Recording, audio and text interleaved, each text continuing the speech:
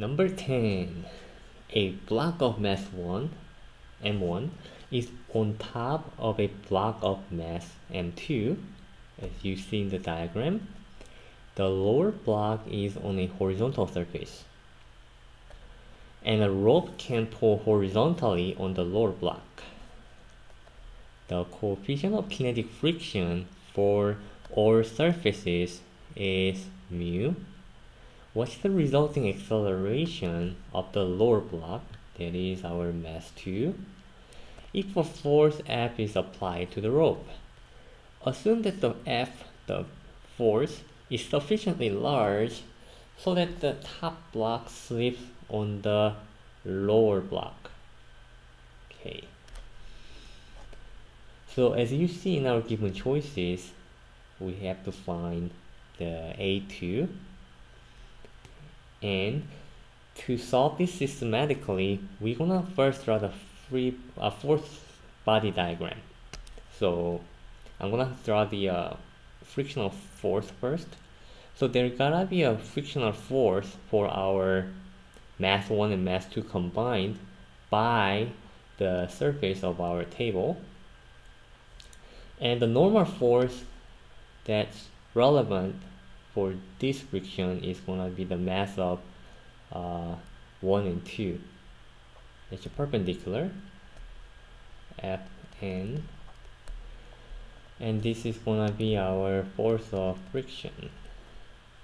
And then there's another force of friction caused by the mass 1 on top, and I'm gonna draw the force of friction this way. Probably not as big as the bottom one, because the bottom friction has to cover both mass 1 and mass 2, where the top is just done by mass 1. So here's another force of friction, and then our normal force that's causing this friction is this way. Okay, that's our another force of normal. Okay, but what's really important to our motion is these two. Okay, force of friction. But normally we have to use normal force to get the force of friction. Okay, so what I'm gonna do is a Newton's law of mechanics by setting the x net. We're concerned with the block 2 that's undergoing this force, and I have M2A2. That's gonna be our net. You know what, in fact, since this is one-dimensional, I really don't have to write the x there. So I'm just gonna say force of net, and M2 times A2 equal, okay, the big F that's pushing this forward, and driving force basically, and then minus the 2 friction we get. So I'm gonna have force of friction and another force of friction. So I use a different color. If you wanna call this 1, that's fine. So this is what I have.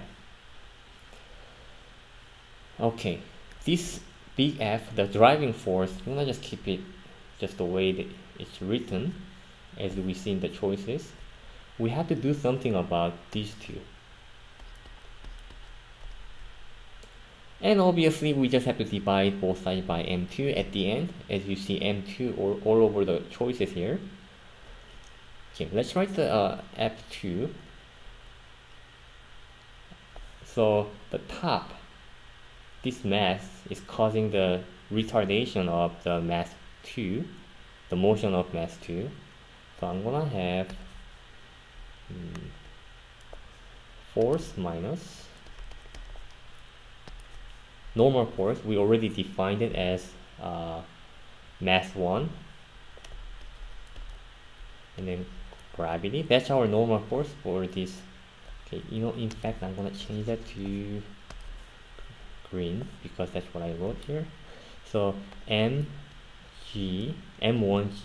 and then there gotta be the coefficient friction, so it's mu.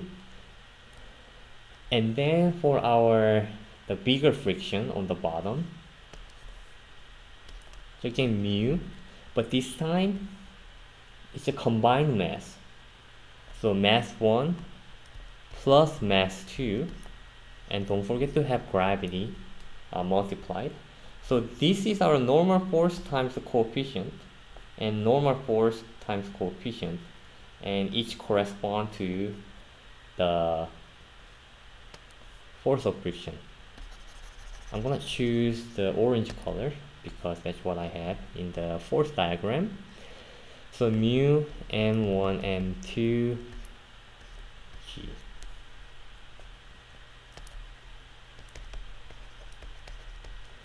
Okay, so I'm gonna distribute this.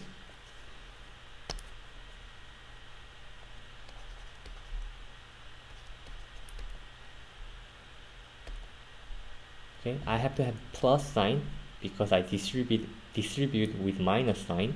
M1 M2 and